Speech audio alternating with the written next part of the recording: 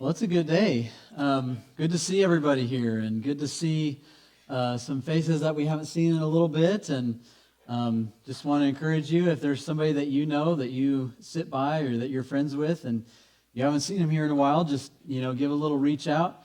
Just let them know that they're missed. So today we're starting a new series. We're going to be talking about our mission and vision. And I don't know. Can anybody just, without looking at the bulletin, tell me what our mission statement is? Yes. Thank you, Matt. Yes. All right. So it's a really easy thing to remember, right? Loving people and leading them to Jesus. And it's important to realize that this is based on the Great Commission, which is what Jesus said. I can't even read it. I can't read it from back here, but can you guys read it? Okay. So it's based on Jesus' Great Commission, Matthew 28, 19, and 20. Go and make disciples of all nations, baptizing them in the name of the Father and the Son and the Holy Spirit. Teach these new disciples to obey all the commands I have given you, and be sure of this, I'm with you always, even to the end of the age. So we say that in just our own way, loving people and leading them to Jesus. But when you're looking for what is the undergirding, what is the foundation for our short mission statement, that's it. That's what we're trying to do. And the reason that we made it short is because when somebody asks you, like, hey, what's Fourth and College all about? And you just rattle off the Great Commission, their eyes will glaze over and they'll be like, what? Yeah, because there's a lot of words in there. There's a lot of churchy words in there that if you're not a church person, then you don't really know what it's talking about.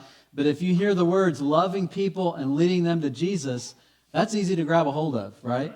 That's easy to grab a hold of. So if somebody asks you, what's Fourth and College all about? We're all about.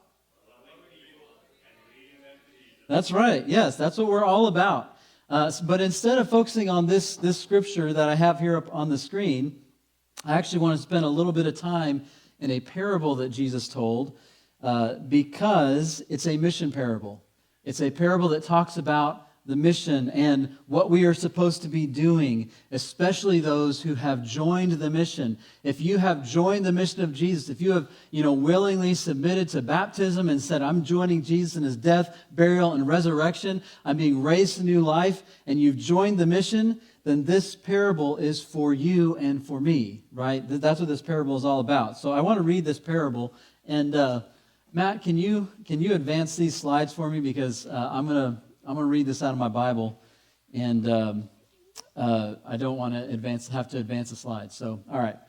Okay, so I just want to read this parable, the whole thing. It's kind of long, but it's actually colorful. It's a good parable, and hopefully you won't get bored. All right. Matthew chapter 25, starting in verse 31. Jesus says, "But when the Son of Man," that's him, by the way, "when the Son of Man comes in his glory, and all the angels with him, then he will sit upon his glorious throne. All the nations will be gathered in his presence, and he will separate the people as a shepherd separates the sheep from the goats.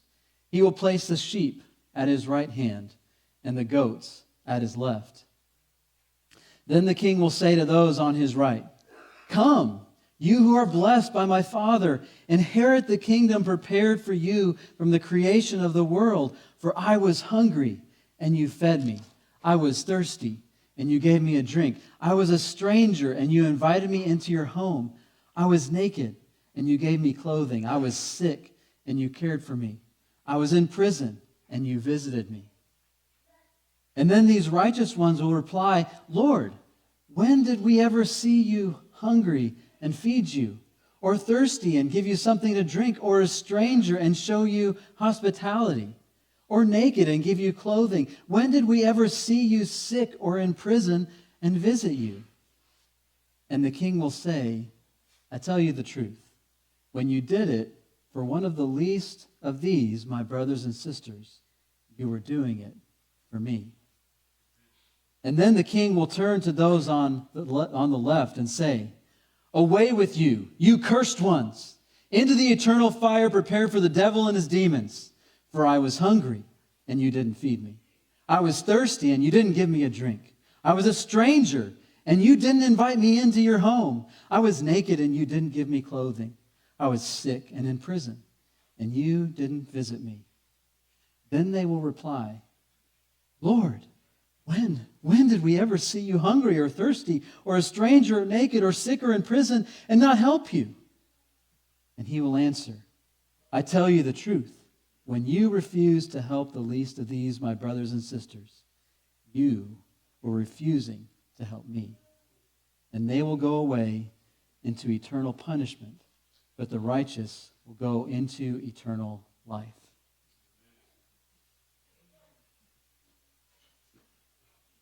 So I don't know if you know this, but parables are like onions. There's layers. And you're like, my wife is laughing at me. Are you laughing at me? Oh yeah, like Shrek. Shrek, yeah. But yes. But yes, parables are like onions. There's layers, right? There's often a popular understanding, and then you go a little bit deeper, and there's a deeper understanding, and there's something more challenging typically when you go a little bit deeper. The neat thing about when you're cutting into an onion or when you're unpeeling an onion, it gets smaller and smaller and smaller. Am I supposed to clap? Oh, he's clapping it. I looked at Carl. He's this is with Amelia clapping. Yeah. I was like, thank you, Carl. He's like clapping for me. Okay. Yeah, so parables are like onions. That's where I was. All right.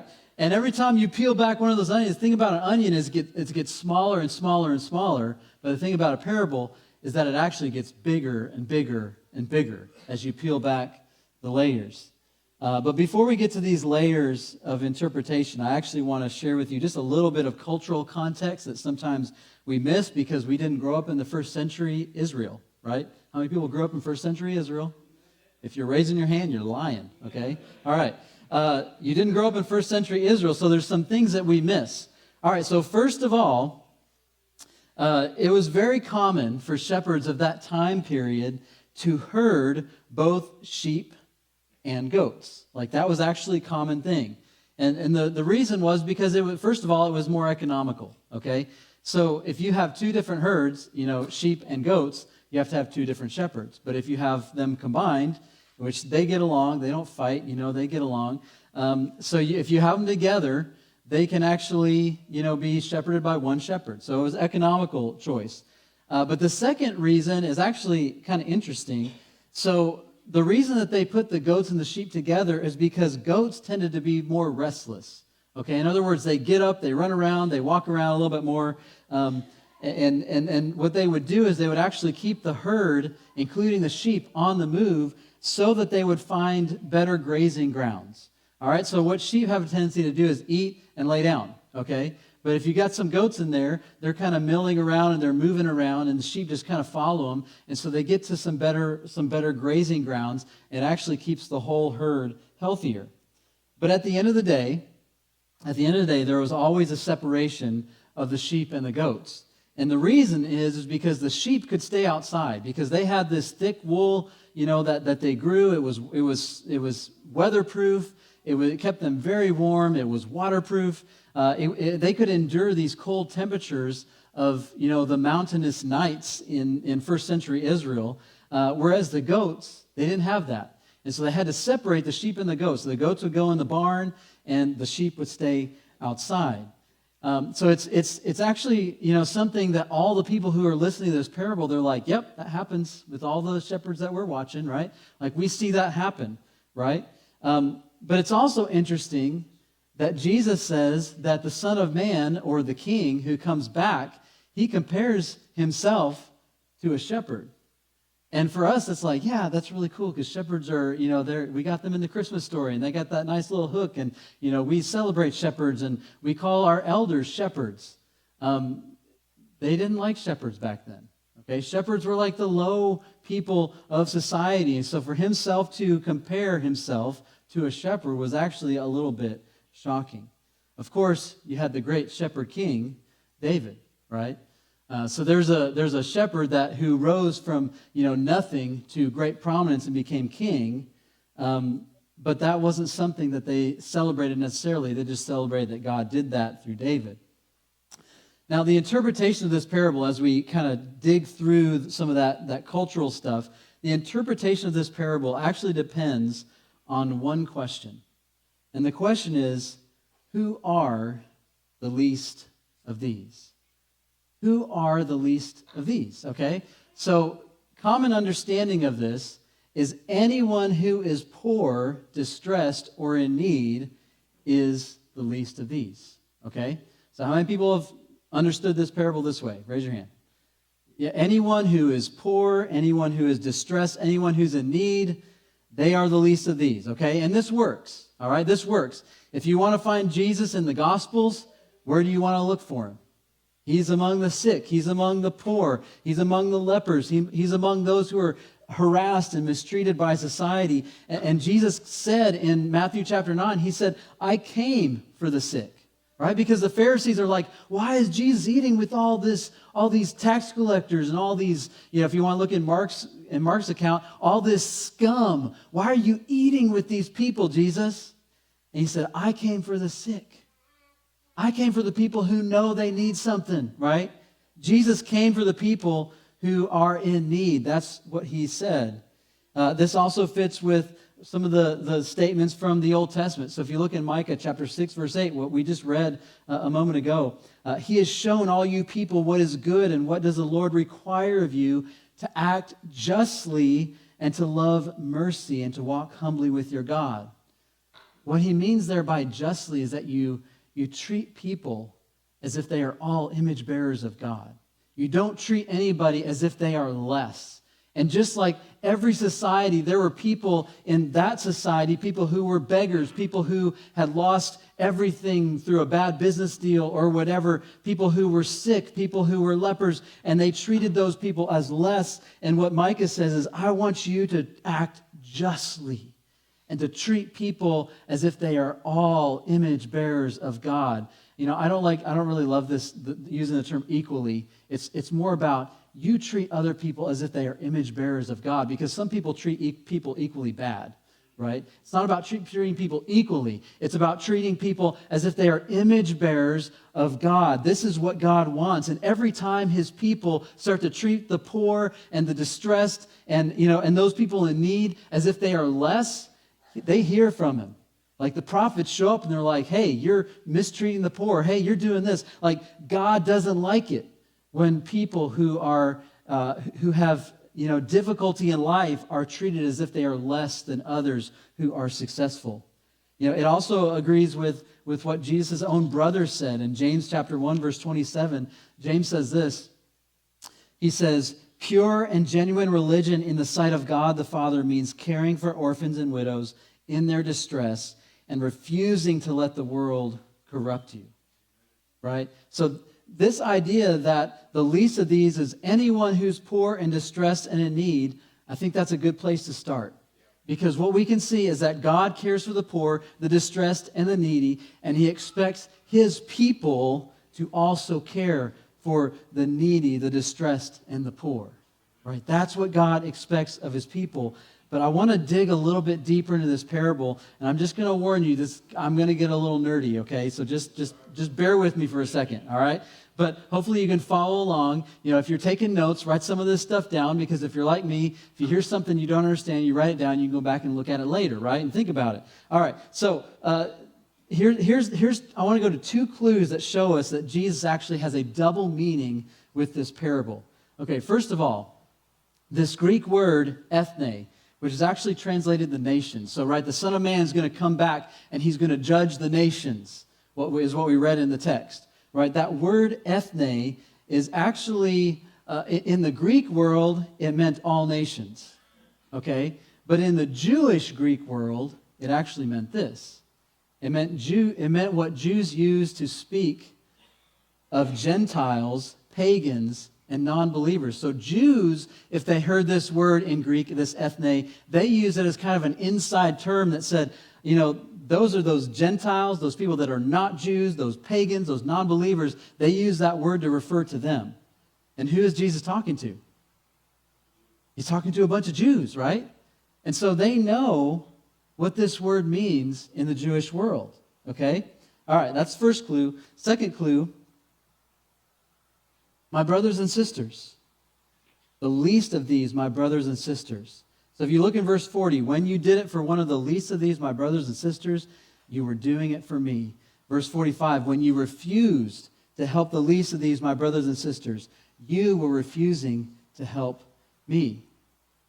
So if you look earlier in the gospel, who does Jesus say are his brothers and his sisters? Anybody know? Followers. Yes, right?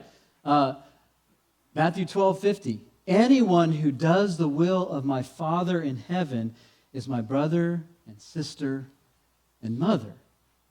And so when we use those two clues to peel back a layer, we find something really significant underneath, right? What we see is that Jesus wants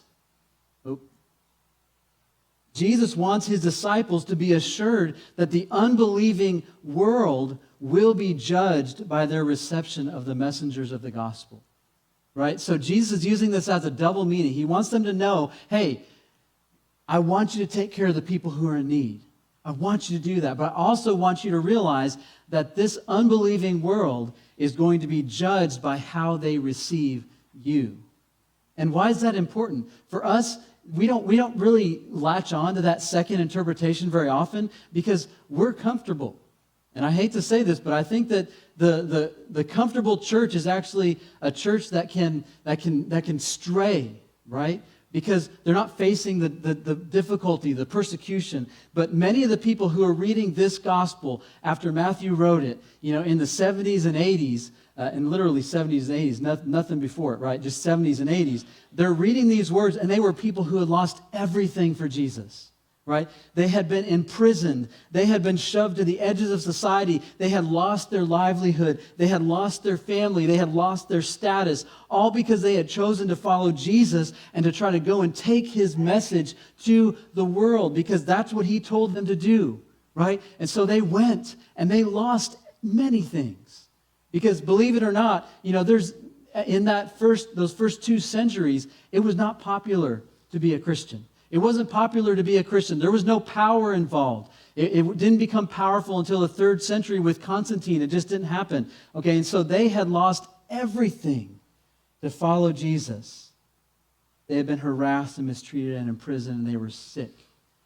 And Jesus wanted his disciples to know, and he wanted everybody who would follow him to know, that when you're suffering at the hands of these people, they will be judged by how they receive you.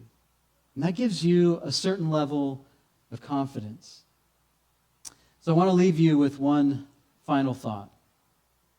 And the final thought is this. Don't be surprised at how this works. Don't be surprised. One shocking part of this parable is that both the sheep and the goats are surprised that their service or lack thereof to the least of these was service either done to Jesus or withheld from Jesus. That's actually really shocking, right? It should kind of jump up in your face because well, why would they not be able to remember what they did? The good things that they did. And the reason is because they didn't know. But Jesus is saying, now you know. Now you know what you need to do. Don't be surprised. Live with this truth and this reality in the corner of your mind. If you are privileged and you can pay your bills, you have enough food, you aren't worried about where your next meal is going to come from, you have extra money, be generous with what God has given you, right? Be generous to the people who are in need in your life. But if you are the least of these, know that you can still carry the gospel of Christ with you and that he cares about you even when the world beats you down, tosses you aside, and ignores you. Because guess what? They will be judged by their reception of you. It doesn't make suffering easy, but it does help us to endure. Loving people and leading them to Jesus is why we exist. It's why we're here. Every single one of my Bible studies that I've been trying to get started here at Fourth and College Church, we talk about how this is not for me, right? That Bible study you're going to, that's not just filling you up for you, right? That's actually filling you up so that you can be poured out. You're going to that Bible study not so that you can get a lot out of it. You're going to it so that you can pour out other places, but also so that you can pour into those people who are sitting across from you. Like, everything that we do is about loving people and leading them to Jesus, because Jesus is the one who transforms. Jesus is the one who changes. Jesus is the one who refuses to leave you the way that you were. He wants you to become something new. He wants to transform you. And that is why we exist. We love people and we lead them to Jesus. And we are called to go to the least of these, but we are also called to go even when we are the least of these. Because many of us think that if we're going to go share something, we have to have everything figured out. But you don't. You can go even if you don't know everything. You can go even if you haven't figured everything out. Because guess what? You have the message of Christ, life, of truth, of peace, of joy. All those things are buried within the life of Jesus. And he wants you to have it, but he wants everybody else also to have it. And my prayer is that God may bless us as we try to live out this mission in Cordell and beyond.